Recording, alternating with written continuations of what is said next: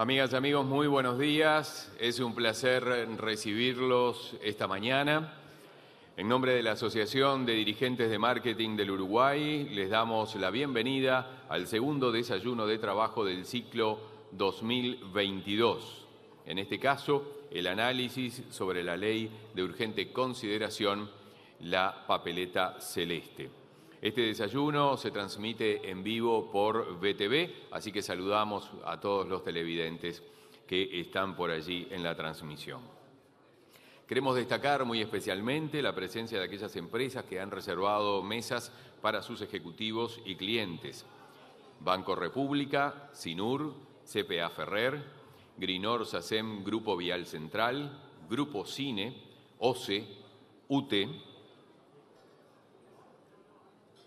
UDE, Círculo Católico y Club Libanés. Pero también queremos saludar a nuestros auspiciantes en este desayuno: Antel, Banco de Seguros del Estado, Sinur, Isbel, Mercadeo, Megalabs, Netgate, Securitas, UDE.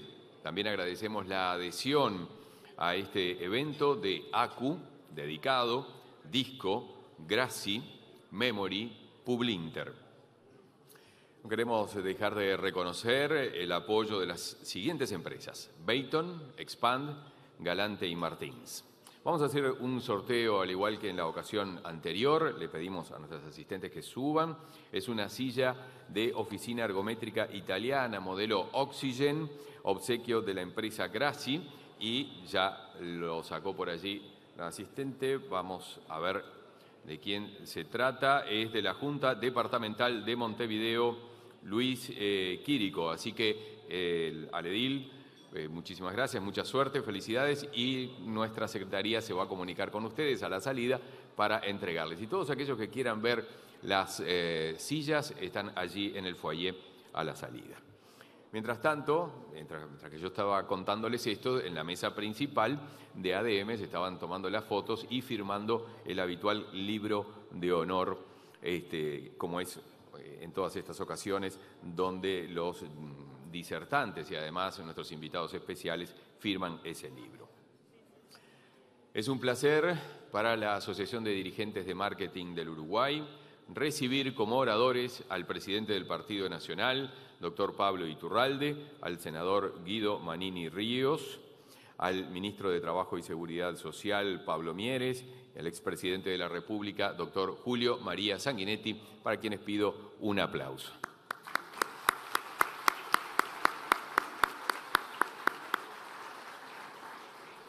Acompañan a los disertantes invitados en las mesas principales: vicepresidente de ADM, doctor Roberto Brezzo; secretario general de ADM, señor Enrique Giner; escribana Beatriz Argimón, vicepresidenta de la República; doctor Álvaro Delgado, secretario de la Presidencia; doctor Javier García, ministro de Defensa Nacional; doctora Irene Moreira, ministra de Vivienda; profesor Tabaré Viera, ministro de Turismo; doctor Mario Aristi, subsecretario del Ministerio de Trabajo y Seguridad Social; senador Gustavo Penades; señor Daniel Peña, representante nacional; Eugene Wolfart, embajador de Alemania; doctor Guillermo Maciel, subsecretario del Interior; presidente del Banco Central, economista Diego Labat; presidenta de UTE, ingeniera Silvia Emaldi; presidente de Antel, ingeniero Gabriel Gurméndez; Roberto Illingworth, embajador de Ecuador;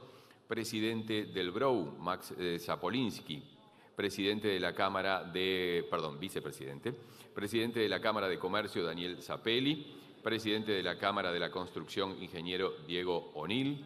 Y queremos recordar también, agradecer a todos quienes nos están acompañando en esta ocasión, recordarles que todos pueden realizar sus preguntas a través del sistema que habitualmente utilizamos, que es nuestro WhatsApp, 098-788-999. Igual se los vamos a ir recordando y en las mesas también están los números. 098-788-999.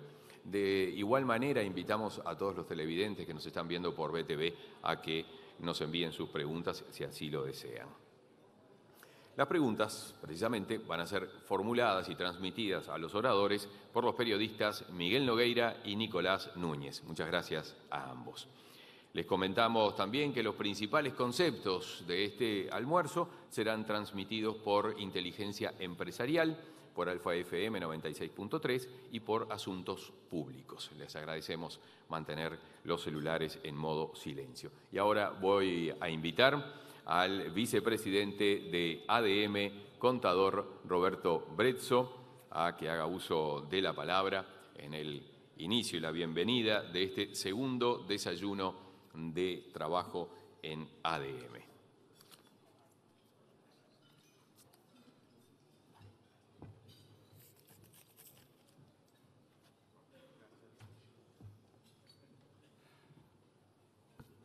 Muy buenos días.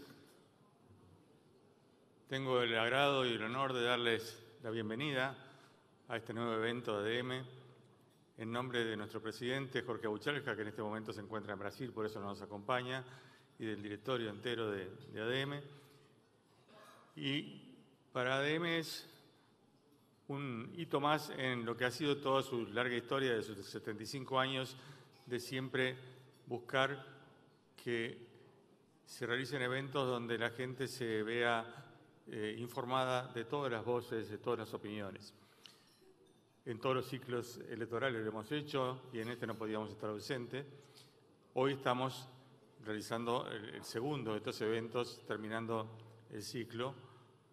El martes pasado tuvimos las voces del sí, hoy tenemos las del no y tenemos la satisfacción y el honor de recibir un grupo tan distinguido de oradores que son las figuras principales de sus respectivos partidos. Así que desde ya les agradecemos profundamente su participación, su presencia y a ustedes también, la de ustedes. Y también a BTV, que hace que este evento pueda llegar a todo el público en general, que así se mantenga informado también. Como es ya tradición en ADM, vamos a manifestarles como testimonio de nuestro agradecimiento a los oradores con un cuadro que le vamos a entregar. Le van a entregar las azafatas. Adelante entonces con la entrega de los cuadros a los disertantes.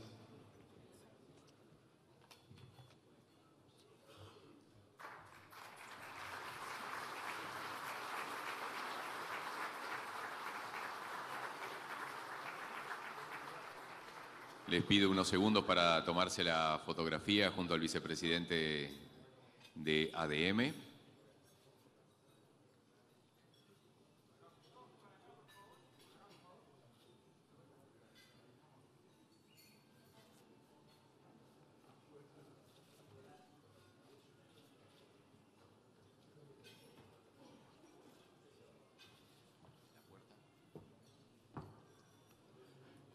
Muy bien, vamos a dar inicio a las disertaciones. En este caso invitamos a posicionarse allí en el podio al senador Guido Manini Ríos, que va a dar inicio a estas disertaciones.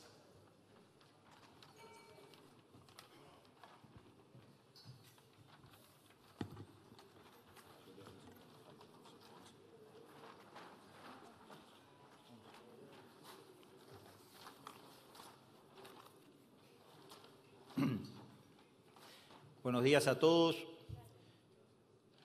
Agradezco a los organizadores de este evento por esta oportunidad que nos brindan de expresar nuestro sentimiento y nuestros puntos de vista de cara a esta jornada histórica que va a vivir el país el próximo domingo.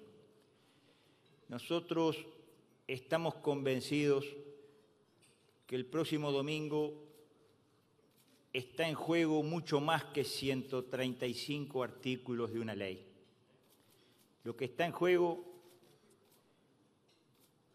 es una concepción de país. Lo que está en juego es si el país realmente va a continuar por el camino de cambios que nosotros entendemos ¿Es esencial que se transite de una vez por todas o vamos a seguir anclados, vamos a seguir paralizados, vamos a seguir en la foto de marzo del año 20? Lo que está en juego el próximo domingo es poder continuar adelante en ese proceso de cambios que esta ley, que lleva más de 20 meses de vigencia, ha iniciado. Hay aspectos que toca esta ley que se quieren derogar, que creo yo, la inmensa mayoría de los uruguayos estamos de acuerdo que debe transitarse el camino de los cambios. Nadie puede dudar que la educación pública uruguaya está en crisis. Nadie puede dudar que cada año que pasa estamos más relegados, más lejos del mundo, estamos más lejos del proceso necesario para que nuestros jóvenes se preparen para acceder a los puestos de calidad que el mercado laboral del siglo XXI ofrece. No hay dos lecturas de eso. Incluso los frenteamplistas lo tienen claro. El proceso de cambios es imprescindible e impostergable. Esos 34 artículos referidos a la educación que nos hablan de la gobernanza, una gobernanza más ágil, menos burocrática, más coordinada, que permite ejecutar las medidas necesarias en tiempo oportuno, que nos habla de la autonomía de centros de enseñanza que están en contexto crítico y que pueden ahora desarrollar un sentimiento de pertenencia y pueden pagar adecuadamente, pueden generar una realidad diferente en esas zonas de contexto crítico que es fundamental y que son las que han sido más perjudicadas por la desidia que ha habido en el ámbito educativo durante muchos años. Artículos que hablan del camino hacia el título universitario de los docentes, algo largamente reclamado, y que en esta ley se establecen pautas para poder transitar hacia ese fin. Artículos que hablan de la incidencia de un Ministerio de Educación y Cultura que hasta ahora tenía poco que decir en las políticas educativas. Claramente no es la reforma educativa lo que establece esta ley. Eso vendrá después con el Plan Nacional de Educación, vendrán con los contenidos, vendrán con muchas cosas más que se deben sumar. Pero claramente aquí se establecen herramientas que permiten transitar hacia ese camino.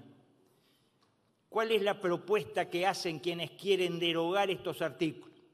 No transitar ese camino, volver al punto inicial, a sabiendas de que es imprescindible para este país hacer esos cambios necesarios. Si es que queremos que nuestros jóvenes estén a rueda del mundo del presente.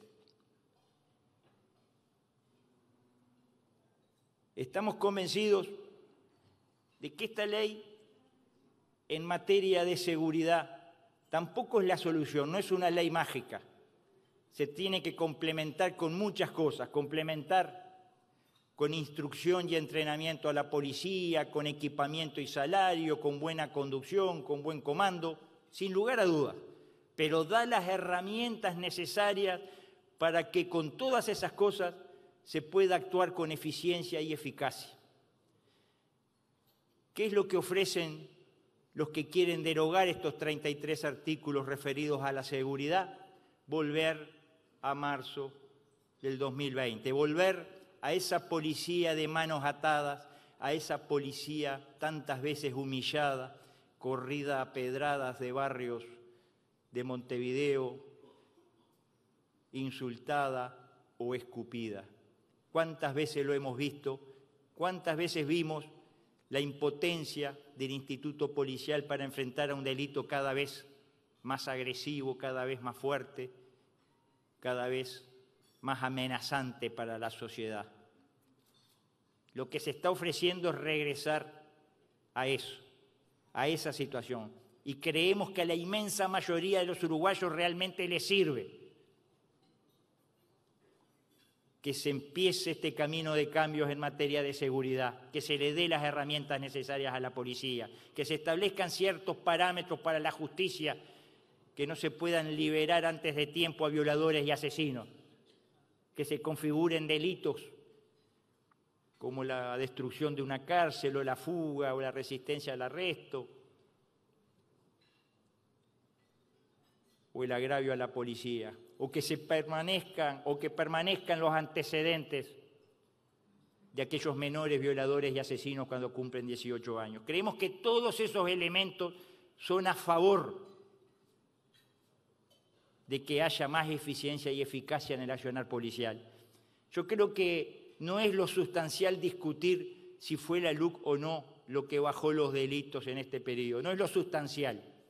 Es cierto, sí que ha habido una baja de delitos, sin lugar a dudas, pero lo sustancial es que con estas herramientas se puede enfrentar el delito en mejor forma.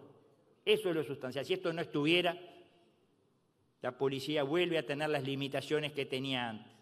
¿Y cuál es el mensaje que le damos a la policía si el próximo domingo se derogan estos artículos? El pueblo uruguayo le está dando la espalda a la institución que lo debe proteger. Ese es el mensaje y así va a ser recibido.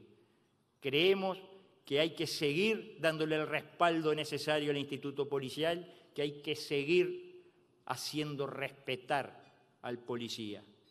Esta ley claramente garantiza derechos, claramente asegura libertades. La libertad de aquel trabajador que quiere trabajar cuando se decreta una huelga por una plataforma que no comparte. Lo hemos dicho una y mil veces.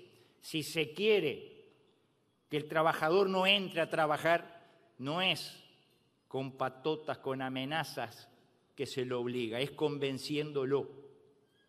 Por eso estamos en democracia. Creemos que es muy importante ese artículo, asegura la libertad del trabajador de poder trabajar. Y podemos hablar de otras libertades que se aseguran en estos artículos que se quieren derogar. Podemos hablar de la libertad de cobrar en efectivo a aquel trabajador que quiere hacerlo así, de manejar su dinero. La libertad de ser el propietario del número de celular, la posibilidad de poder alquilar sin garantía, la posibilidad de tener tiempos más cortos en cuanto a las adopciones. Todos los artículos que se quieren derogar son a favor de la gente. Se quieren imponer conceptos que tergiversan la realidad, que son engañosos, que en definitiva son mentirosos. Conceptos como que esta ley es una ley para los más fuertes, los más ricos, los más poderosos, los más yaoro, como se lo llama. No, esta ley es exactamente lo contrario, es una ley para los más débiles de nuestra sociedad. Eso es lo que tenemos que machacar y machacar claramente. Esta ley es una ley para los más débiles de nuestra sociedad, para los que no se pueden pagar la seguridad privada, para los que no pueden pagar la enseñanza privada, para aquellos cuya vida depende del buen funcionamiento de las instituciones públicas. Estos artículos que se quieren derogar van en ese sentido. Claramente, la alternativa que se ofrece a esto es quedarnos quietos en el tiempo. No hay una propuesta de cambios para solucionar los problemas que atiende esta ley. Si la hubiera, debería haber sido aplicada en los 15 años en los cuales se ejerció el gobierno. Solamente tenemos que pasarnos la película de cuál va a ser el escenario el lunes 28, si el domingo 27 se derogan estos artículos. Claramente vamos a perder herramientas que hoy se tienen, herramientas que en 20 meses y medio de vigencia no han generado ninguno de los efectos negativos que se ha anunciado en forma apocalíptica que iban a ocurrir con esta ley. Claramente, el 28 será un día en el cual los uruguayos van a perder la posibilidad de avanzar en las reformas que son necesarias e imprescindibles. Por eso nosotros estamos convencidos que es un deber nuestro, más allá de la coherencia por haber sido votada por nosotros esa ley en el Parlamento, es un deber nuestro evitar que el pueblo uruguayo sea inducido, sea engañado y vote contra su propio interés por seguir o por creer a sus referentes políticos que lo llevan por un camino en el que solo buscan beneficios políticos y no buscan lo mejor para la gente. Finalmente, el 28 de marzo, en este país va a salir el sol como todos los días. Y ese día vamos a estar todos los uruguayos con los mismos problemas que tenemos hoy. Problemas de empleo, problemas de seguridad, problemas en la educación, en la salud. Los mismos problemas, todos los uruguayos, los que están por el no y los que están por el sí. Creo yo que es hora de terminar con esa lógica de un medio país trancando a otro medio país. Es hora de pensar en clave de país y no en clave de partido. Es hora de tender todos los puentes necesarios y convocar a un gran diálogo nacional en que todos podamos ser escuchados, en que todos podamos participar, en que todos construyamos un mañana con menos fricción. Tenemos que avanzar a eliminar esa fractura que se ha creado y que intencionalmente se profundiza día a día. Tenemos que hablar de los temas económicos, del trabajo nacional, aquello que la Constitución prevé, el Consejo de la Economía Nacional, o como se llame, donde estén representados trabajadores, pequeños, medianos empresarios de todas las áreas del comercio, de los servicios, de la producción nacional. Pero tenemos que pensar en clave de país de una vez por todas. Este país no resiste que medio país tranque al otro medio, sea cual sea el medio que esté en el gobierno. Muchas gracias. Le damos las gracias al senador Guido Manini Ríos por su alocución. Ahora le damos la bienvenida al ministro de Trabajo y Seguridad Social, Pablo Mieres, a quien invitamos a hacer uso de la palabra en el podio. También tendrá sus 12 minutos para disertar y expresar su mensaje. Muchísimas gracias. Buenos días. Antes que nada, las disculpas del caso a todos ustedes y en particular al general, el senador Guido Manini Ríos, que lamentablemente estaba previsto que empezara yo y no llegué a tiempo. Agradecer, por cierto, a la Asociación de Dirigentes de Marketing por esta instancia, por esta oportunidad que realmente valoramos mucho. Los impulsores del recurso de referéndum son el PIT-CNT y el Frente Amplio, es decir, la oposición, y ellos decidieron que este referéndum fuera sobre 135 artículos, sobre 10 temas diferentes que abarcan decisiones sobre todos los campos de actividad.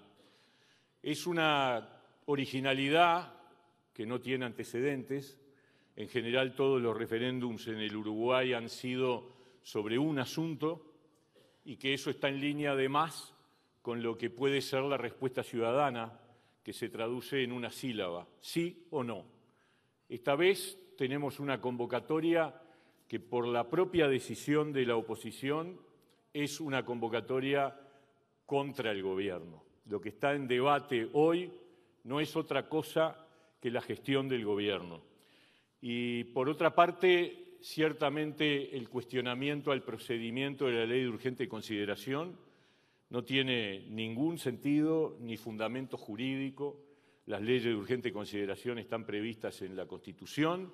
Y yo les diría más, las leyes de presupuesto y de rendición de cuentas, que incluyen muchísimas cosas que no tienen nada que ver con el presupuesto, son otros ejemplos muy claros de leyes ómnibus, tanto que se agravian. Simplemente para tener algún dato, el presupuesto del 2005 tenía 487 artículos, el del 2010 867 artículos, el del 2015 766 artículos, y nadie dijo, y tenía plazos perentorios obviamente de aprobación, y nadie dijo que fuera una barbaridad incorporar 700, 800 artículos en una sola ley. Como es un referéndum sobre la gestión, vamos a ver lo que ha ocurrido en estos 2 años. En primer lugar, ¿cuál fue la herencia que recibimos? Un país económicamente frenado. El PBI en 2017 creció 1,6, en 2018 1,6 también, y en el 2019 0,2, técnicamente en una situación de prácticamente recesión. Un empleo en caída. La tasa de desempleo a fines del 19 se ubicó promedio en el 8,9, habiendo crecido en forma continua desde el 2015 hasta el 2019. Las tasas de actividad y empleo también bajaron en forma continua desde 2015 hasta 2019 y hubo 50.000 puestos de trabajo menos en los últimos 3 años previos al final del gobierno del Frente Amplio. En tercer término, una inseguridad galopante. Las rapiñas en 2010 eran 13.800 y en 2019 cerramos con 30.600, prácticamente la triplicación del número. Los homicidios en 2010 eran 205 y en el 2019 fueron 391.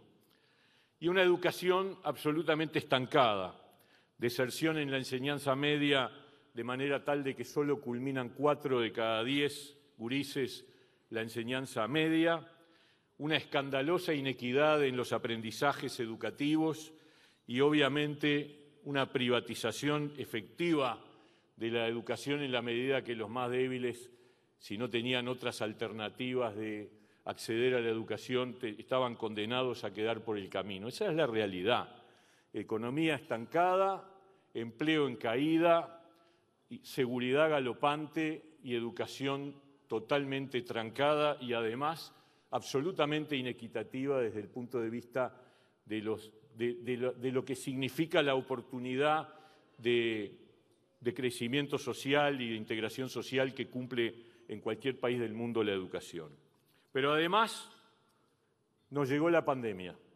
A 13 días, el gobierno que recibe esta herencia, yo diría el gobierno que menos tiempo tuvo desde su establecimiento al momento en que le cayó la pandemia, tuvo que enfrentar una situación mundial, planetaria, que tuvo un impacto sanitario muy conocido, pero que además tuvo un gravísimo impacto en el empleo y en la actividad económica. Sin embargo, transcurridos 2 años, el Uruguay aparece en el mundo como uno de los casos de mayor destaque en el manejo de la pandemia.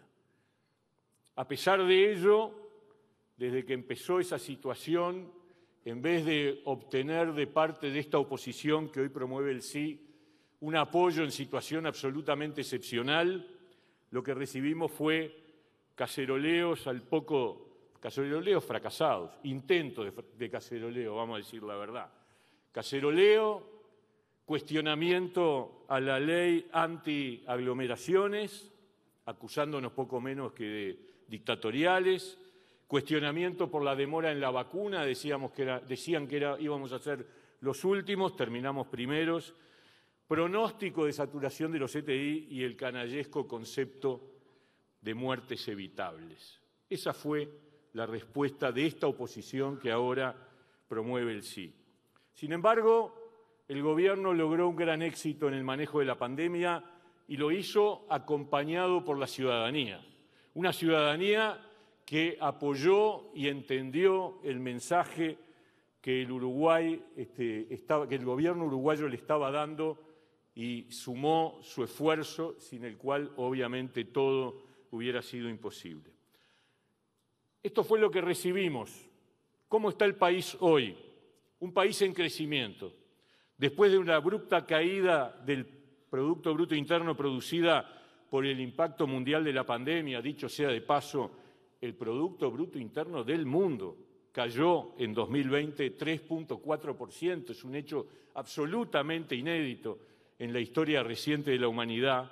En 2021 la economía creció, y ayer estuvieron los datos, el 4.4%, por encima de todos los pronósticos de todas las consultoras e incluso del propio gobierno, que pronosticaba un crecimiento del 3,5%.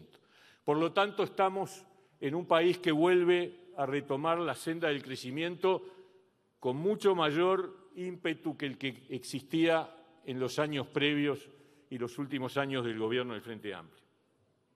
Un empleo recuperado a niveles de prepandemia y en algunos indicadores mejor aún.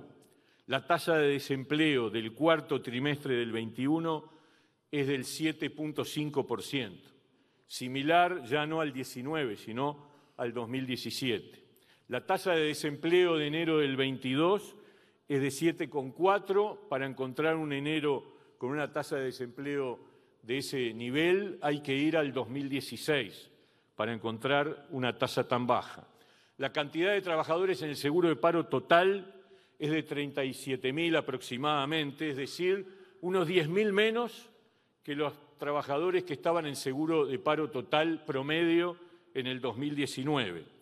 Y la recuperación de los puestos de trabajo perdidos en el 2020 está prácticamente alcanzada, y las perspectivas de la economía para este año indican que el Uruguay podría crear unos 40.000 nuevos puestos de trabajo, con lo cual estaríamos recuperando buena parte de los 50.000 que se perdieron en la última etapa del gobierno del Frente Amplio. La reducción de los delitos continúa en el 20 y en el 21.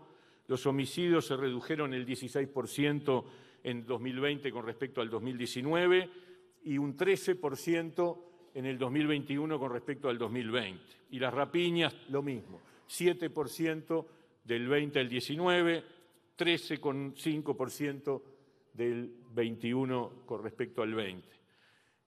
Pero además ha habido un cambio en la estrategia de seguridad. No es solo un tema de números, es un tema de concepción al que se ha referido el senador Manini Ríos recientemente, el respaldo a la actuación policial y la llegada a los barrios, la recuperación de la policía en el territorio, de la policía en los pueblos, que habían comisarías convertidas en taperas en el medio rural.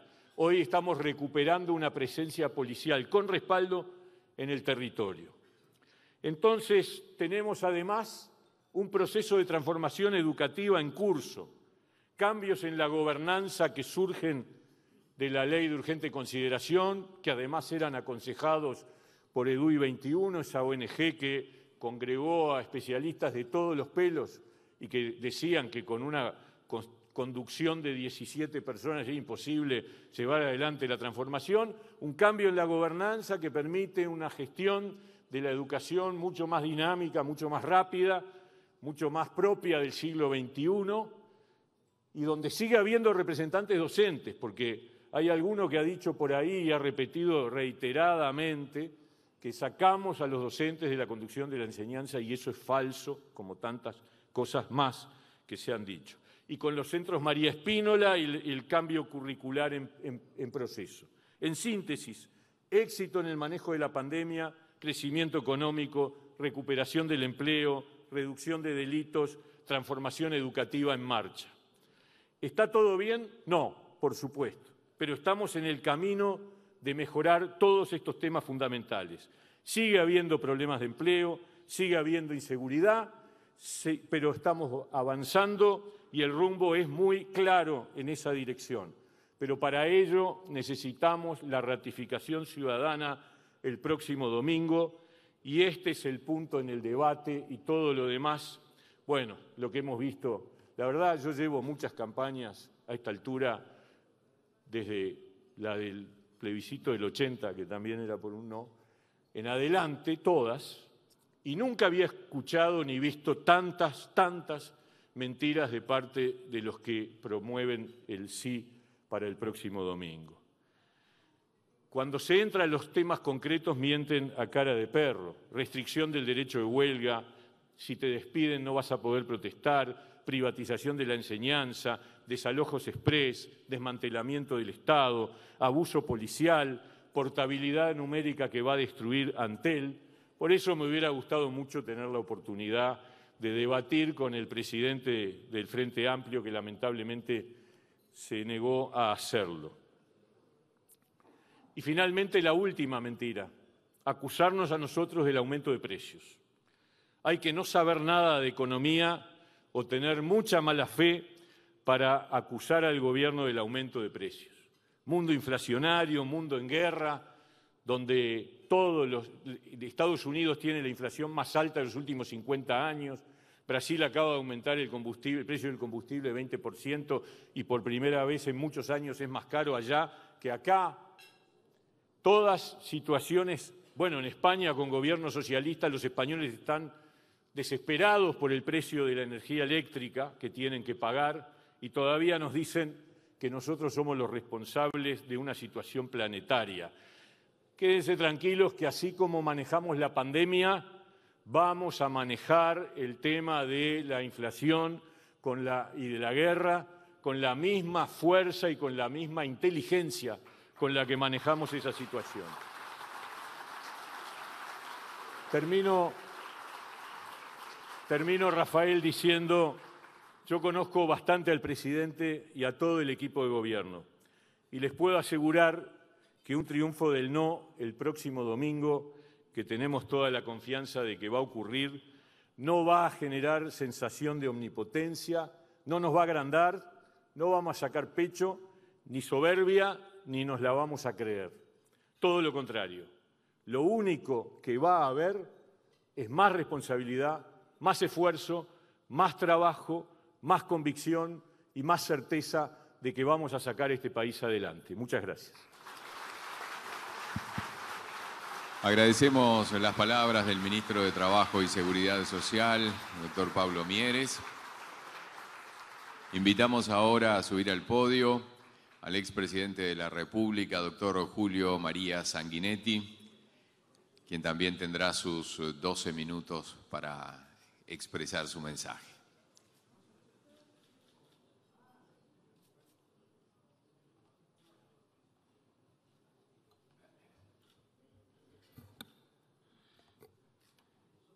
Una vez más, en la tribuna de ADM, en este espacio de reflexión que a lo largo de tantos años ha fertilizado la discusión democrática del país. Concluyendo hoy una campaña que, como recién se ha expresado, fue más una campaña de aclaraciones que de explicaciones.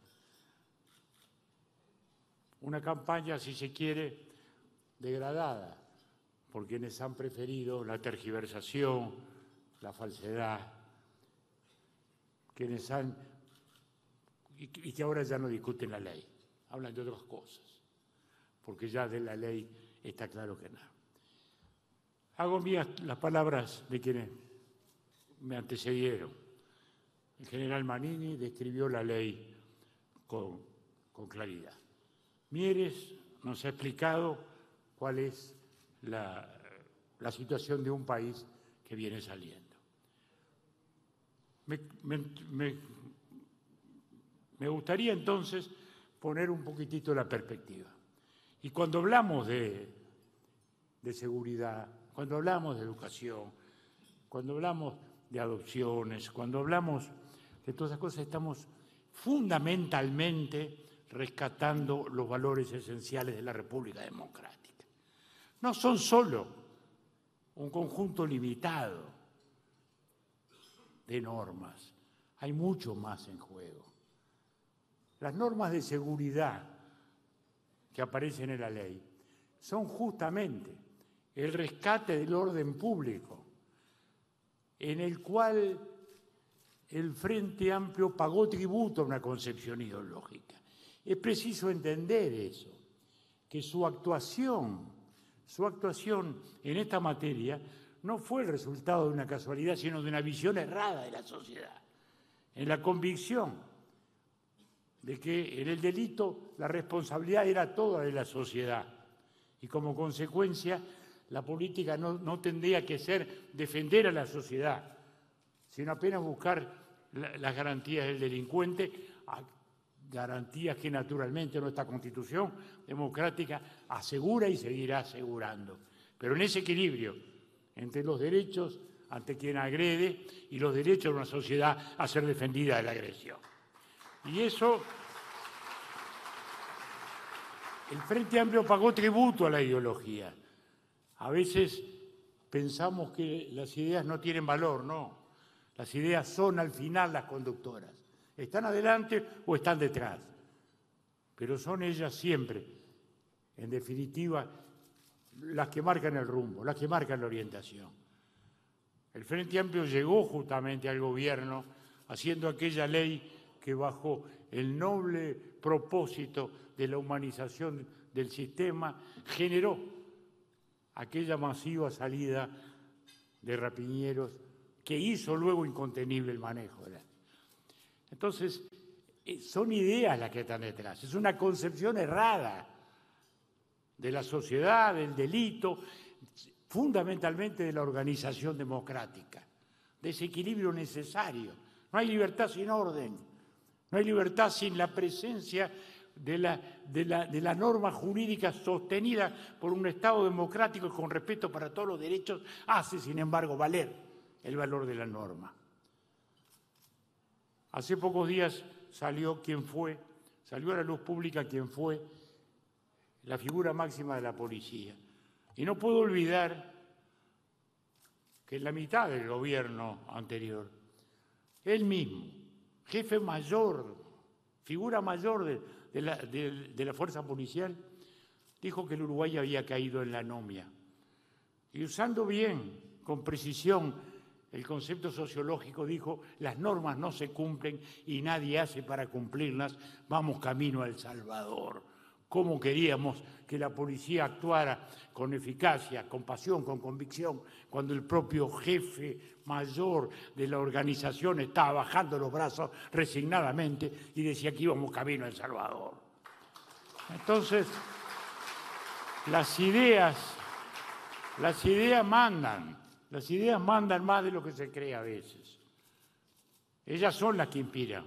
Y de esas concepciones erradas son las consecuencias fatales. Lo mismo nos pasó en la educación. La educación, ¿qué se está intentando?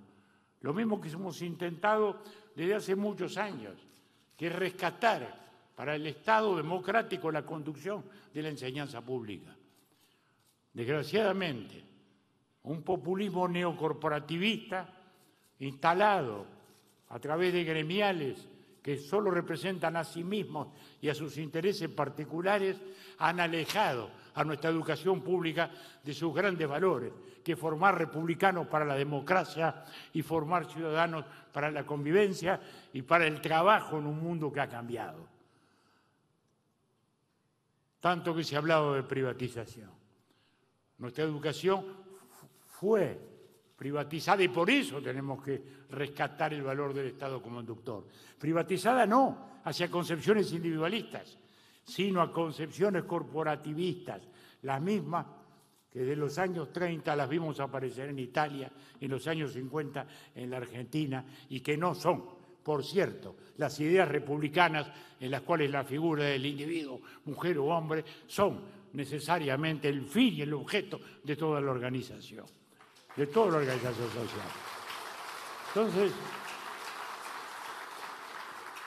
detrás de esas normas aparentemente diferentes, aparentemente muy concretas o muy particularistas, hay, sin embargo, algo mucho más fuerte, algo mucho más importante, que es el rescate de esos valores esenciales, que es la reafirmación sustantiva de la capacidad de gobernar.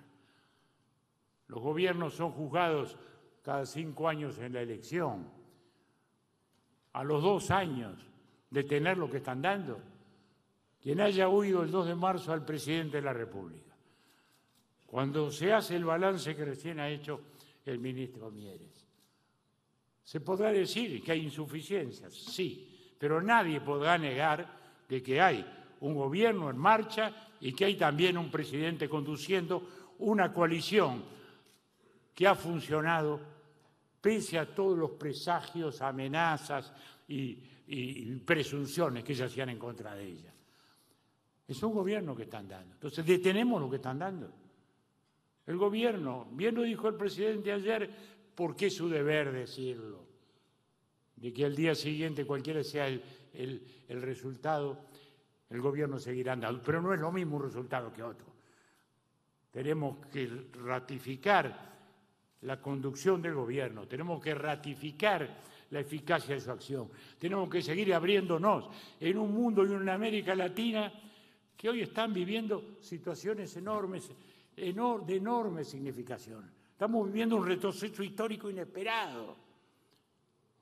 Guerra europea,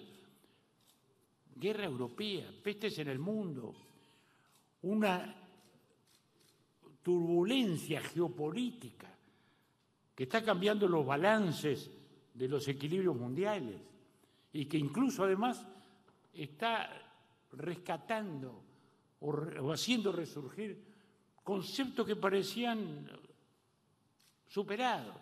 La seguridad nacional, pensada no solo como un fenómeno militar y policial, sino también como un fenómeno de abastecimiento. Vean ustedes Alemania y vean ustedes nuestra América Latina, desgraciadamente, tan alejada de lo que es el mundo nuevo, el mundo de la sociedad digital, el mundo de la sociedad de la comunicación. Más que nunca, entonces, más que nunca el desafío es afirmar nuestra democracia republicana, afirmar nuestras clases medias, afirmar nuestra educación pública que desde la mitad del siglo XIX sigue siendo el sustento de toda la construcción democrática.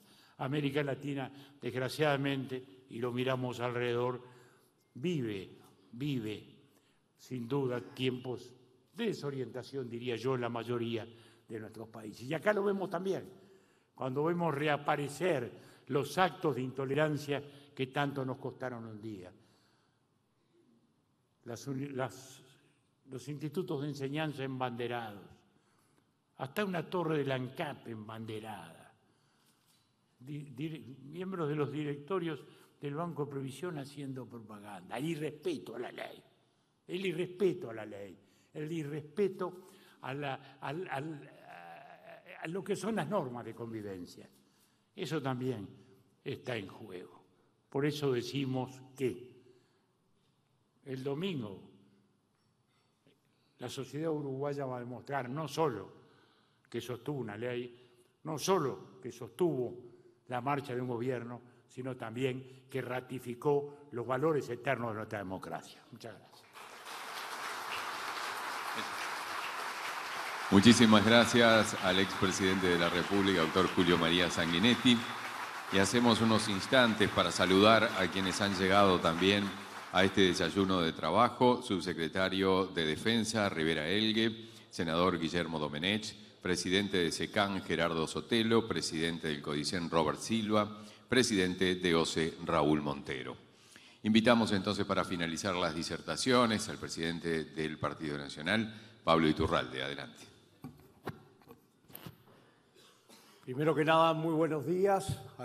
Muchísimas gracias a ADM por la oportunidad y muchísimas gracias a todos ustedes por estar aquí presentes.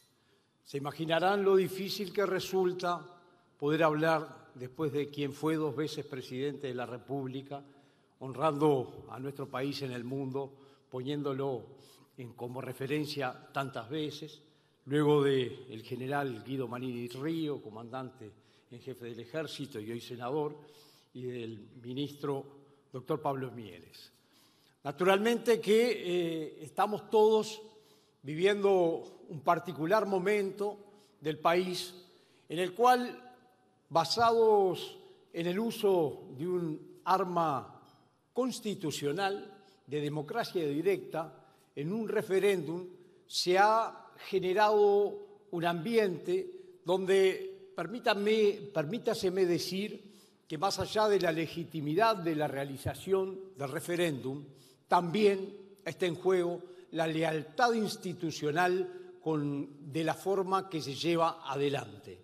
También está en juego de qué manera se posiciona la oposición en estos momentos y en el momento donde comienza este tema, porque en definitiva nosotros, a través del voto de la ciudadanía y donde largamente, quizás hace ya un lustro, que el presidente comenzó a hablar de la necesidad de cambios urgentes, de la necesidad de una ley de urgente consideración, y en una primera instancia, en la elección interna de nuestro partido, fue reafirmado y acompañado por todos los sectores para continuar ese tema.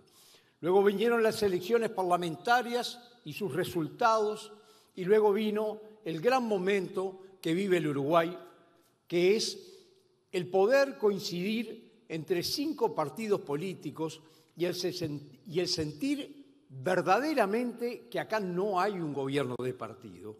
Acá hay un gobierno de coalición de 5 partidos donde por suerte tenemos diferencias y por suerte alimentamos un gobierno multicolor y por suerte alimentamos un sentimiento profundamente republicano donde además reafirmamos la democracia representativa y sentimos que los gobiernos se eligen para gobernar durante 5 años. Y que cuando la ciudadanía elige parlamentarios, los elige para que ellos sean quienes fijen las leyes. Y precisamente lo que más nos llama la atención a nosotros en este momento es que nos cuestionan por llevar adelante una ley de urgente consideración que tiene incluidas una serie de normas con la que nos comprometimos con la ciudadanía durante todo el trámite electoral en todas las instancias. O sea que se nos cuestiona precisamente por cumplir el compromiso de estos 5 partidos. Y en definitiva es nuestra obligación, y no solo nuestro derecho, sino que es también nuestra obligación llevar adelante esos cambios con los que nosotros nos comprometimos. Frente a ello, ¿qué encontramos?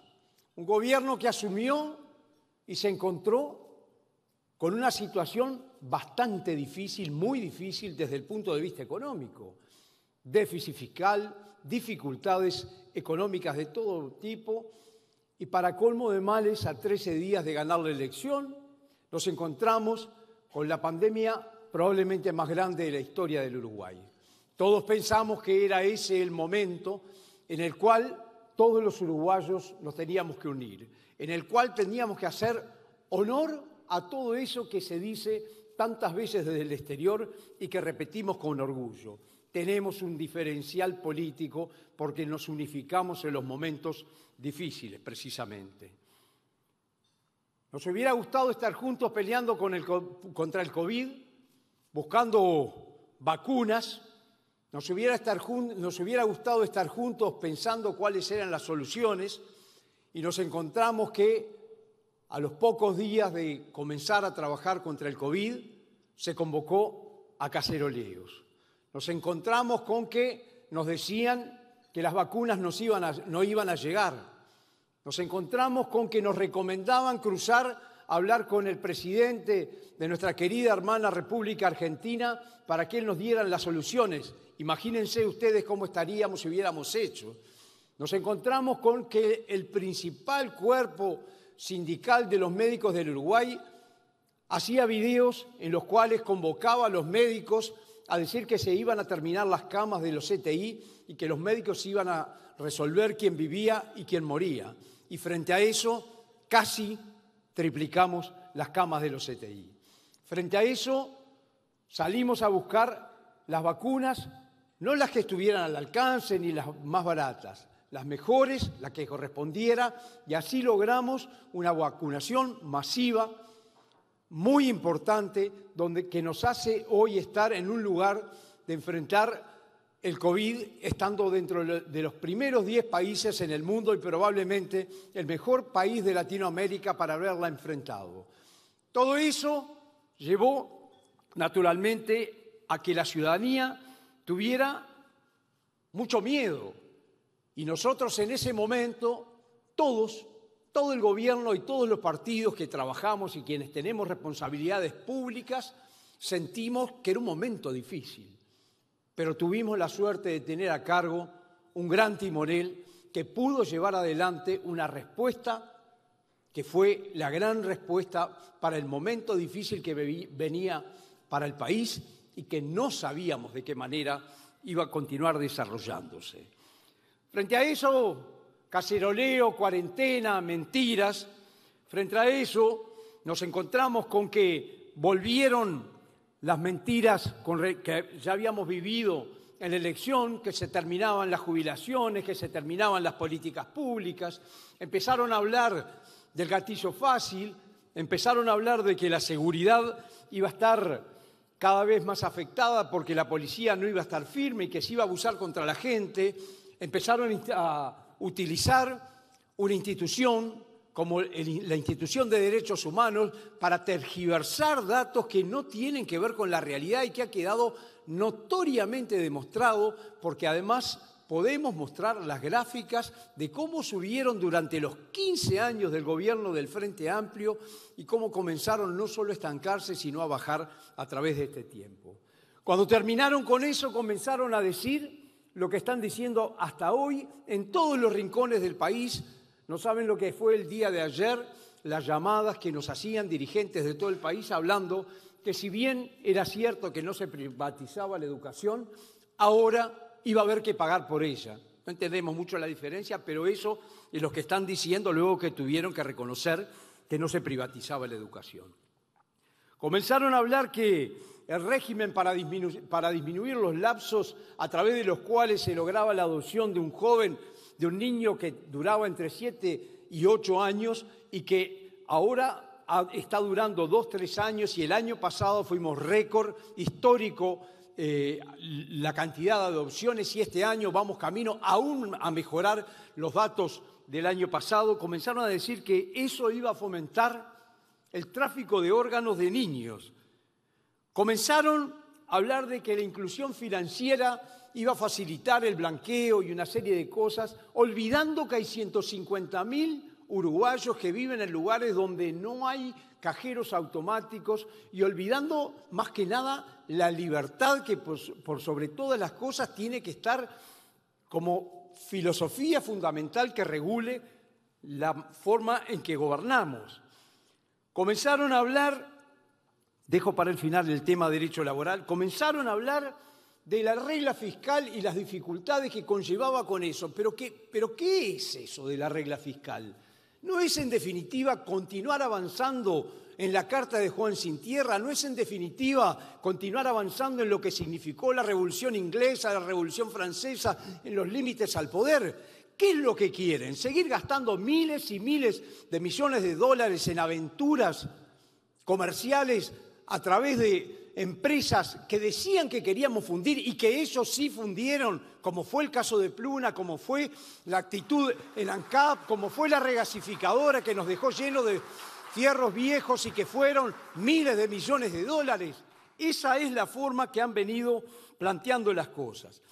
Escuchaba hace un momento a algunas de las principales figuras del Frente Amplio hablar de las dificultades de los hidrocarburos y del no cumplimiento de las normas de los hidrocarburos y cómo ha venido subiendo. Se saltean primero decir que en esa ley fueron corredactores, para no decir redactores puros, como fue el caso de la intendenta de Montevideo.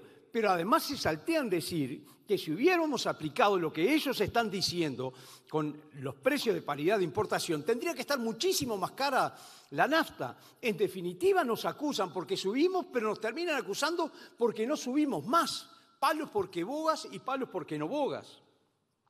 Hablan del tema de los arrendamientos.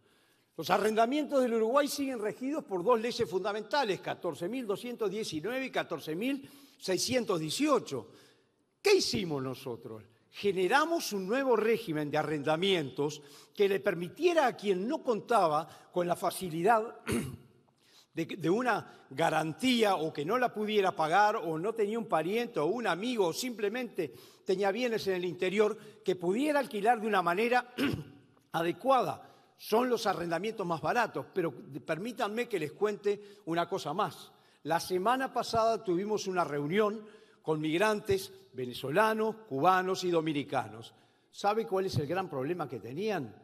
Que no los aceptaban en las pensiones y que cuando estaban trabajando podían pagarlas y podían un alquiler, pero no tenían ninguna posibilidad para acceder a un arrendamiento sin tener las garantías. Esto fue la solución para los tantos migrantes que hemos recibido estos últimos tiempos, como recibieron hace ya más de un siglo a la mayoría de nuestros antepasados.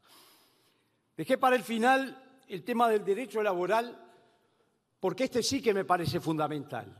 Y junto con otros legisladores, allá por el año 2008, interpelamos al entonces ministro del Trabajo, Eduardo Bonomi, en una larga interpelación donde le planteamos que el derecho a la ocupación no tenía nada que ver con los derechos constitucionales, no tenía nada que ver con la forma que ellos lo habían regulado, primero en decretos y después en leyes. Y por supuesto que no tuvimos ninguna solución, porque ahora dicen que discutimos la legislación a la carrera, pero se olvidan que durante 15 años se paraban en la huella de Sereñe, en la calle Colonia y Ejido, y largaban en bajada hacia el Palacio Legislativo las soluciones para la legislación y no podíamos tocar ni una coma.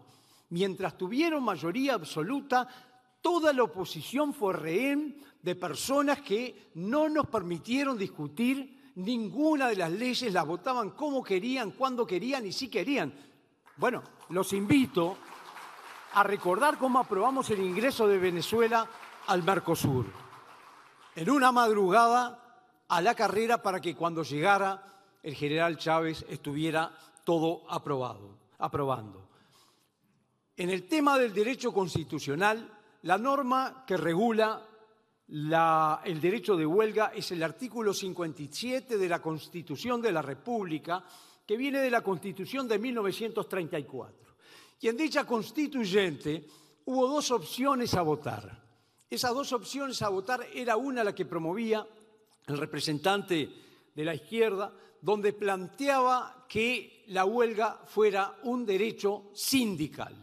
La otra, la que planteaba el constituyente contador Mariano García Selgas, y que fue la que triunfó finalmente, que decía la huelga es un derecho gremial, refiriéndose como gremio al conjunto de los trabajadores del lugar donde se ejercía esa huelga. Eso no solo no ha sido así, nos mandataba además a regularlo a través de la ley, cosa que no se había hecho. Eso, además, no solo no fue utilizado, sino que las huelgas se fijaron a través de un puñadito de radicales que impidieron el derecho, durante años, el derecho de los trabajadores a poder ejercer el derecho al trabajo y que definitivamente nosotros decidimos desterrar, porque si bien existe en nuestra Constitución el derecho de huelga, también existe el derecho al trabajo y también existe el derecho de propiedad privada y tiene la empresa el derecho a la conducción de la empresa y no se le puede impedir a través de la violencia de permitirles ingresar. No se puede reafirmar solamente el derecho a la huelga. O sea que hoy tenemos derecho al trabajo, derecho a la huelga y derecho a la propiedad privada y a la conducción de la empresa. Dicho todo esto, permítanme finalizar con algunos temas que creo que son importantes. Estos últimos días hemos visto una vez más crecer las mentiras. Estos últimos días hemos visto cómo nos han agredido, como lo que sucedió con los militantes en el Cerro, donde decían que nosotros no podíamos ir a algunos lados. Tuvimos agresiones a los locales políticos y han venido a levantar un clima que les sirve a quienes quieren generar una confrontación, una grieta, una brecha entre los uruguayos. Nosotros no podemos permitir eso. Nosotros tenemos que decir Y cito no a alguien de la coalición, sino a alguien del Frente Amplio. Quiero terminar citando al general Líber Seregni, que siempre refería a la necesidad que hubiera una mañana siguiente. En la mañana siguiente tenemos que seguir adelante. El 28 de marzo, los uruguayos, todos juntos, tenemos que salir a trabajar para construir un país que esté en los primeros lugares del mundo. No estamos tan lejos, eso es posible y lo podemos construir entre todos, sin falsos enfrentamientos y con lealtad institucional. Muchísimas gracias, muy buenos días. Muchas gracias al presidente del directorio del Partido Nacional, Pablo Iturralde. Finalizadas entonces las disertaciones, le damos la palabra a Miguel Nogueira y a Nicolás Núñez, que van a presentar sus propias preguntas y las del público. Buenos días. Tenemos algunas preguntas que van dirigidas a algunos de los integrantes de la mesa y en particular en algún momento haré una pregunta que me gustaría que la pudiera responder cada uno de los integrantes de la mesa. Esta puntualmente es para Pablo Iturralde, presidente del directorio del Partido Nacional. El capítulo de regla fiscal contenido en la LUC, al decir de la propia ministra de Economía, me lo dijo en más de una entrevista, ordena el gasto y permite no gastar más allá de lo que se debe y se puede. Desde la oposición, Iturralde, se dice con respecto a la regla fiscal, uno de ellos es el economista Olesker del Partido Socialista, que se lo tomaron tan en serio que en el 2020, aprobada la regla fiscal, y en el 2021 se gastó $300 millones menos cada año de lo que se podía haber gastado, y que esos $600 millones debieron ser trasladados a planes sociales o de repente a lo que ellos proponían, que era aquello de la renta básica universal. ¿Qué responde a esta situación con respecto a que el Frente Amplio, una de las críticas que tiene a uno de los artículos que intentan derogar es que no solo topean el gasto, sino que gastan menos de lo que podrían? A ver, el Frente Amplio a lo largo de 15 años gastó plata ajena con un voluntarismo creyendo que la plata era infinita. Eso no existe en el mundo actual. Las políticas sociales no tuvieron éxito y se encargaron durante muchos años de decir que nosotros las íbamos a sacar. No solo las hemos ordenado, sino las que hemos avanzado. Pero cuando dice que gastamos menos en políticas sociales, debería pensar que a través de estos 2 últimos años en el COVID gastamos $2.000 millones destinados justamente a atender los sectores políticos más vulnerables. En definitiva, son quienes no aceptan los límites de la realidad económica que no permite gastar lo que no se tiene. No podemos sacar de donde hay y tenemos que ordenarnos, y justamente debimos haberlo hecho en los tiempos de bonanza y no hubiéramos sufrido las dificultades que sufrió el Uruguay. Bien, decía el ministro de Trabajo, Pablo Milanés, hay un concepto que después quiero profundizar con Guido Manini Ríos, pero sobre el tema de aumento de precios, que es un asunto que preocupa bastante a la población y que, más allá de que uno obviamente no es politólogo y no está en el día a día de las encuestas, puede presumir que cierto malestar de parte de la población pueda influir en el estado de ánimo previo a las elecciones. Usted decía que el aumento de precios viene heredado, pero mencionaba Pablo Iturralde que el ajuste de los precios de los combustibles o la variación de los precios de los combustibles ha tocado que sea al alza, pero podría haber sido a la baja también si la circunstancia fuera otra, está contenido dentro de la ley de urgente consideración.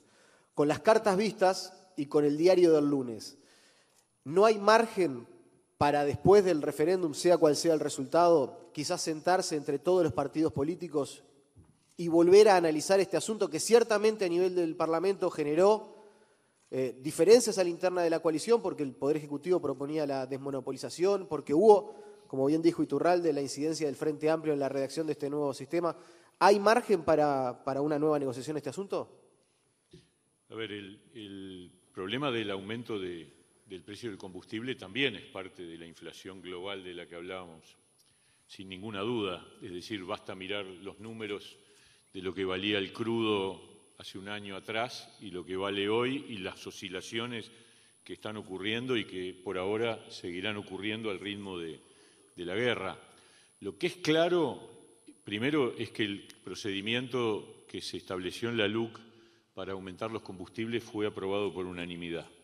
Insólitamente, el Frente Amplio que participó, como decía bien el presidente del directorio del Partido Nacional, participó en la redacción del artículo, intervino, opinó, propuso, luego lo incluye en la lista de los artículos que va a derogar y luego, yo diría de manera oportunista, aprovecha el momento de la situación internacional que estamos viviendo para marcarlo. Yo digo simplemente en el periodo anterior y hasta la LUC primaba la arbitrariedad en la fijación del precio del combustible. Era una variable que el gobierno usaba con intereses en función incluso de necesidades de caja. Si vos me preguntás si el cambio hacia la transparencia y hacia un mecanismo objetivo que permita a la sociedad uruguaya saber a qué se debe el aumento del precio de los combustibles, ¿se va a retroceder? No. Está claro que el camino de la transparencia y del sacar de las manos del propio gobierno la capacidad de fijar el precio del combustible según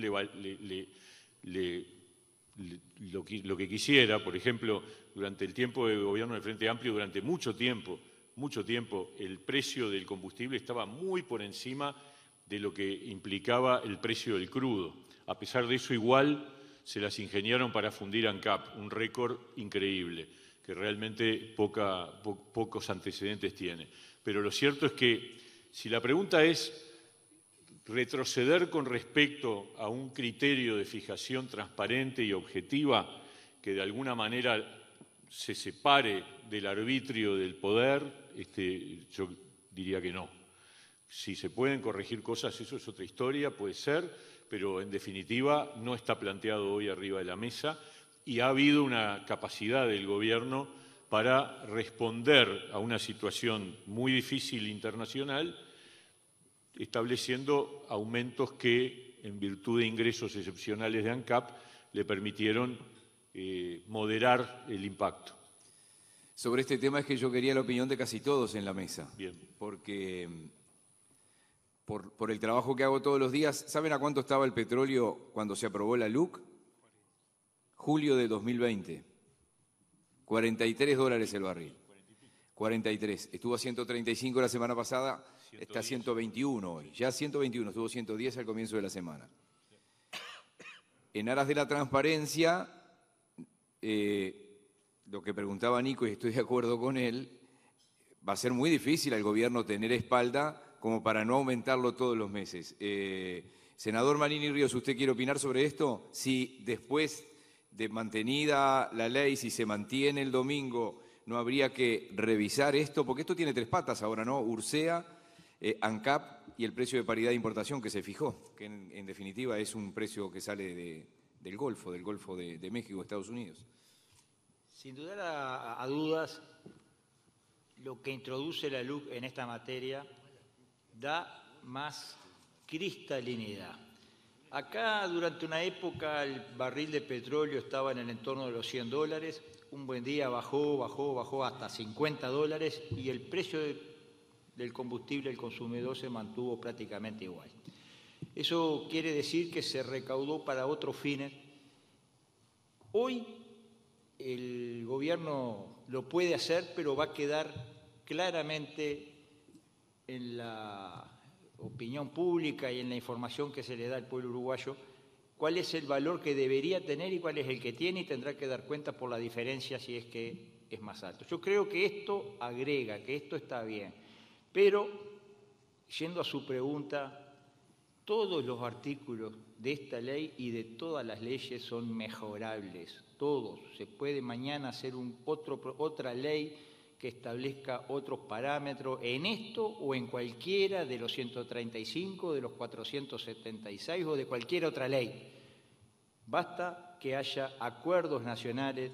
Yo creo que si prima un espíritu constructivo mirando al Uruguay en clave de país, como decíamos recién, se pueden mejorar muchísimas disposiciones, muchísimas leyes, y este artículo, bueno, podrá ser uno a considerarse, pero indudablemente que este artículo aporta cristalinidad y nada más. Bien, voy a recoger el guante de lo último que decía Manini porque me parece un concepto bien interesante el que se planteó sobre esta convocatoria a un gran diálogo nacional. Hay una frase que lo dijo, lo voy a leer casi textual: terminar con la lógica de medio país trancándose a quien sea que está en el gobierno. Y me parece que ese es un mensaje, es interpretación mía, pero lo dejo arriba de la mesa, que hay mucha gente en la sociedad que está esperando. Esto de dejar las rispideces y convocar a un gran diálogo nacional. ¿Tiene pensado el general plantearlo en algún ámbito formal de diálogo? ¿Lo ha conversado ya con el presidente de la República? ¿Existe la posibilidad a partir del 28 de generar esta instancia de un gran diálogo nacional? Nosotros lo hemos planteado desde hace mucho tiempo, la necesidad de terminar con esa lógica de dos países enfrentados. ¿Quién puede dudar que esto va en contra de todo el Uruguay? Que haya un medio país trancando al gobierno permanentemente porque basta que el gobierno anuncie una medida para que el otro medio país desde la vereda de enfrente le tire piedras. Y puede cambiar, mañana puede cambiar, el que hoy está tirando piedras puede ser el que esté gobernando. Yo creo que tenemos que madurar de una vez por todas como sistema político y mirar las cosas con mayor grandeza, pensando en el futuro de los uruguayos. Claramente hay que dialogar permanentemente, hay que dar espacios de participación, hay que pensar en conjunto, no se puede hoy por hoy, y dada la lógica, porque ahora vemos las encuestas, todas ellas dan nuevamente un escenario de dos bloques similares, habrá que ver el resultado del domingo, pero a grandes rasgos sigue habiendo dos bloques enfrentados. Bueno, eso al Uruguay, que esos enfrentamientos tengan la virulencia que han tenido y que se han mostrado en los últimos tiempos, donde parecería que el objetivo es pegarle fuerte al otro bloque, yo creo que eso no le hace bien a la democracia, no le hace bien al sistema político uruguayo. Creo que tenemos que de una vez por todas tender los puentes necesarios. Para eso nosotros seguiremos haciendo las propuestas que sean necesarias. Ya lo hemos anunciado, ya lo hemos conversado en distintos niveles y vamos a seguir transitando ese camino. La próxima pregunta es para el presidente Sanguinetti. Le declaro a la gente que yo al que fue presidente le sigo diciendo presidente, digo, sea Mujica, sea la calle Herrera, él lo sabe. Usted ha sido testigo privilegiado de una cantidad de reformas que se han dado en la educación.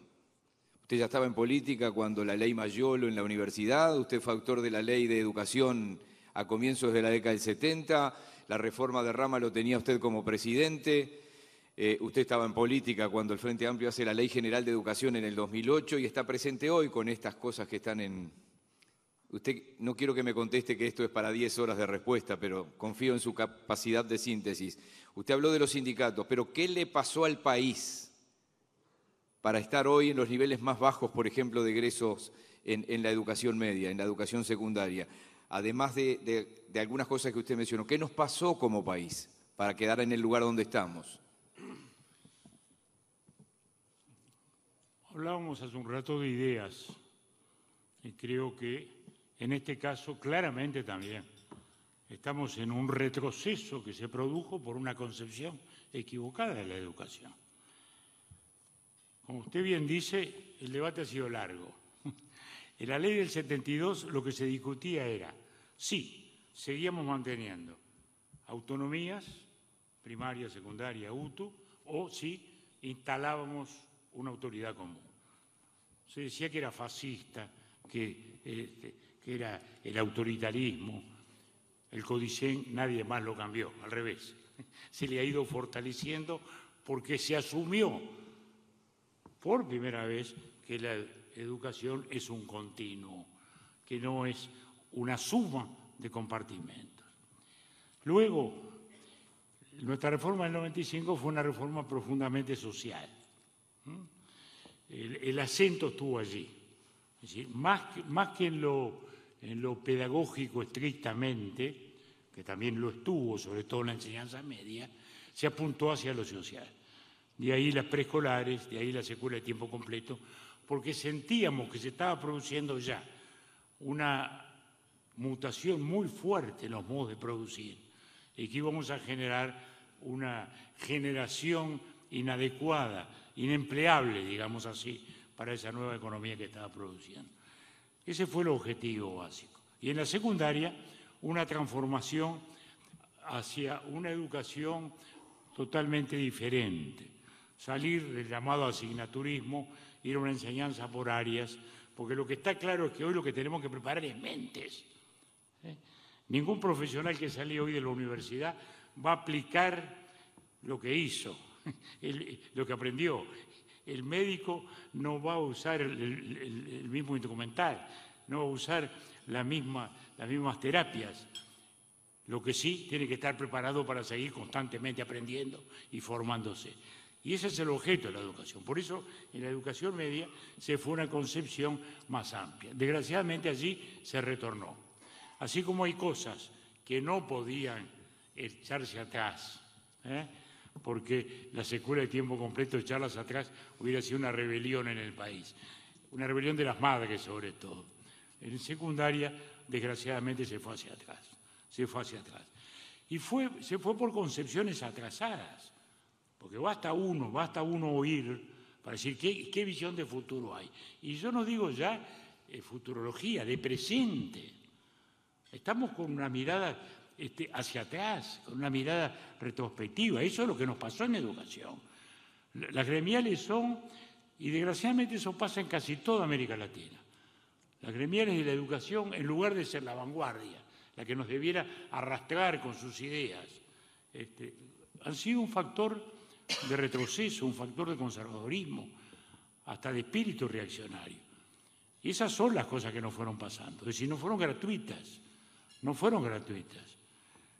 porque la educación, 5, 10, 15 años, como hemos tenido, vuelvo a decir, de una concepción equivocada de la educación, en la cual había un ingrediente también de adoctrinamiento. Y lo tengo que decir con todas las palabras y la carga de concepto que ello supone. Porque la enseñanza de la historia, aún la enseñanza de la geografía, estaba mirada y pensada más que nada para combatir el ominoso sistema capitalista, para poner, digamos, recelos y temores sobre la democracia liberal. Es decir, los acentos no estaban en eso. Se decía más. No podemos subordinar la educación al mercado laboral, ¿no? Como si la educación tuviera que estar desinsertada del mundo real. Era una doctrina eso, lo hemos oído todos. No se puede subordinar al luminoso mercado la concepción de la educación. Había que formar gente para la desocupación, aparentemente. Eso lo hemos oído, lo hemos visto, hemos combatido, hemos discutido. Y hoy, lentamente, se está intentando iniciar un cambio. Digo lentamente porque la pandemia postergó muchas cosas, pero en secundaria especialmente, mejor dicho, en la enseñanza media, estoy hablando tanto de la dirección de secundaria como la de UTO, es donde el proceso de transformación se ha iniciado. Se ha iniciado con los centros Espínola, que ¿qué significa? Digamos, una versión modernizada, digamos así, de la escuela de tiempo completo. Es decir, profesores que están 3 años. Ustedes fíjense lo que ha sido eso en la educación. El Frente intentó incluso cambiar eso de que cada año los profesores se eligen. Intentó y las gremiales dijeron que no y se terminó el intento. Bueno, allí se están estableciendo profesores que eligen por 3 años. Estabilidad, generar una comunidad educativa. Además de la asistencia social. Es decir, el país sin duda retrocedió, pero estamos en el camino de rescatar esa educación, de hacerlo con eficacia. Yo insisto, el ir a las direcciones generales no fue solo un tema de administración, fue un tema de decisión política fundamental. Fue salir de esas visiones confundidas y de esos poderes subordinados. Me parece que la investigadora que hubo sobre secundaria y la famosa FENAPES es la expresión cabal de lo que era un sindicalismo abusivo, que lejos de estar pensando en la educación, estaba pensando en el ejercicio del adoctrinamiento, que estaba pensando en la educación no como un factor de promoción individual, sino por el contrario, de una visión colectivista de la sociedad. Y esas son las cosas que nos retrocedieron, sin ninguna duda. El marxismo en el mundo no se cayó por casualidad, se cayó porque fracasó. Y el éxito, digamos así, de la democracia liberal y de la economía de mercado a partir del 89 es la expresión de ello. Sin embargo, muchas mentes siguen ancladas en la visión pasada, siguen ancladas en una utopía, como dice mi amigo Fernando Enrique Cardoso siempre, en utopías regresivas, no en utopías progresivas, en utopías que están ancladas en un mundo que ya no existe y que no va a existir más. Y eso es hacia donde tenemos que ir. Abrir la educación para nuestro mundo, abrir la educación con un profundo sentido social para los que más necesitan de la educación pública puedan tener una mejor... Y allí se está apuntando. Cuando hicimos la escuela de tiempo completo se pensó eso. Cuando hoy se están transformando la educación con los centros espinos, la mitad en UTU y la mitad en secundaria, se está pensando en eso, en llegar a los lugares donde hay más necesidad de educación pública. No tengo duda de que vamos a volver a rescatar ese valor prospectivo que tuvo siempre nuestra educación. Desde las escuelas de Varela en 1876, desde los liceos departamentales del 11 de Valle Ordóñez, desde las escuelas tecnológicas de Pedro Figari en los años 20, y de estas escuelas de tiempo completo y de estas preescolares que desarrollamos en los últimos años, sin ninguna duda hay que rescatar ese aliento reformador para una enseñanza que apunte al desarrollo de las potencialidades individuales y a la inserción en un mundo que nos desafía. Gracias.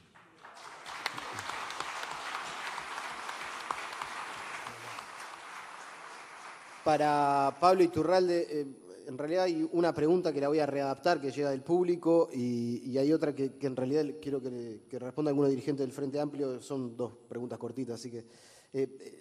en cuanto al Frente Amplio, sobre el tema de la rendición de gastos, si piensas hacer una rendición de gastos... No te escuché. Hacia los dirigentes del Frente Amplio, algunas críticas que han habido acerca de los gastos que hubo de parte del Comando del NOS, y van a hacer una rendición de gastos al respecto. Y sobre el tema de la pregunta del público...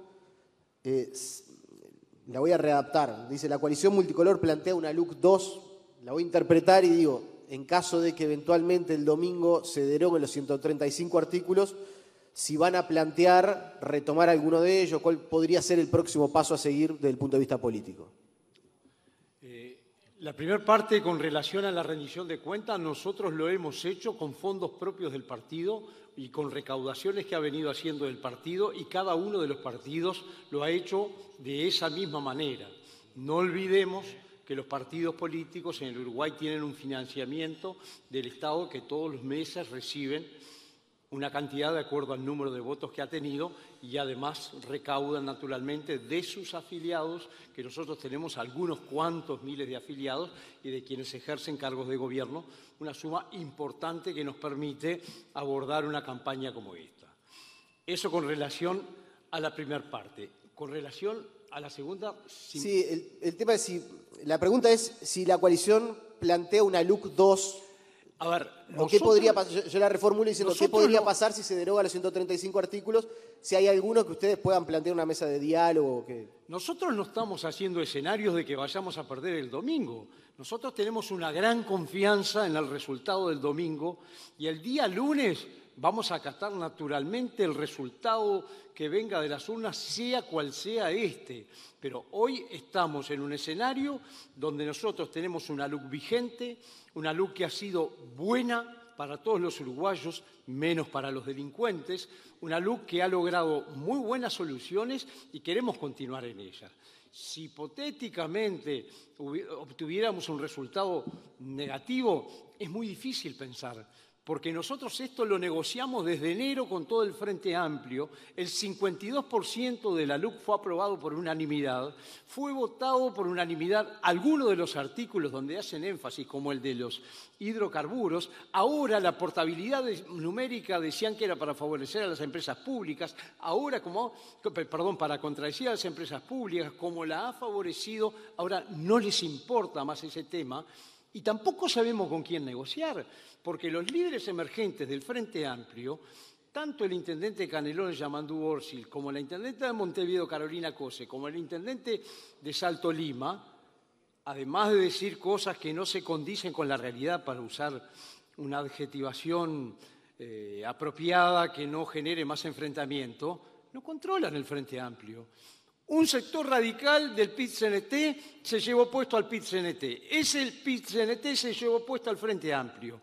Los grandes perdedores son los tres líderes emergentes. Hoy manda Fernando Pereira adentro del Frente Amplio, junto con una cúpula sindical que es la que se paraba a gritar «¡Viva Fidel y viva la Revolución Cubana!». Ese es el modelo que tenemos que ir a negociar. ¿Con quién tenemos que ir a negociarlo? ¿Quién nos va a indicar? ¿El señor Pereira nos va a indicar cómo negociar? ¿Nos van a volver a pedir que incluyamos a los sindicalistas cuando en realidad están incluidos los docentes y lo que quieren son los privilegios para darse las licencias e incidir en reformas que han ido en contra de la gente? Es muy difícil pensar, pero por supuesto que nuestro gobierno, como cualquier gobierno, siempre va a estar dispuesto a dialogar y buscar mejores soluciones para cualquier caso. Pero mire que ahora le preguntan si estaríamos dispuestos a negociar, y si fuéramos a negociar sobre algo que la ciudadanía se expidió, nos dirían, bueno, la ciudadanía se expidió, ya no hay más nada que negociar. Conocemos la forma que operan, hace mucho tiempo que operan. Yo quiero culminar esa pregunta que usted nos dice con un tema que lo vivimos estos últimos días. El Frente Amplio y el PIT-CNT dijeron que si no fuera por la lucha de ellos, no habría, en este caso, no habría aguinaldo, salario vacacional, horas extras, limitación de la jornada, no recuerdo cada uno de los conceptos. Son cosas que tiene el Uruguay más de 110 años. Probablemente, si con el doctor Sanguinetti comenzáramos a debatir, yo me referiría al código que presentaron Herrera y Roxl al final de la Revolución del 4, en febrero del 5, y él me diría, ¿por qué no? Y diría que ese proyecto está en José Valle y Ordóñez y en Domingo Arena. En todo caso, quienes están fuera de las discusiones, el Frente Amplio. 60 años antes que nacieran, eso ya estaba acá en el Uruguay, como casi todas las políticas sociales.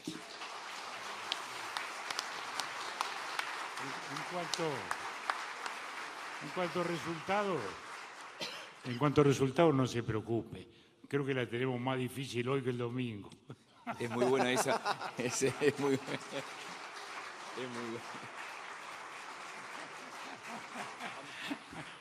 La última de mi parte para el ministro Pablo Mieres. Me tomo 10 segundos para leer el artículo 392, que es muy breve.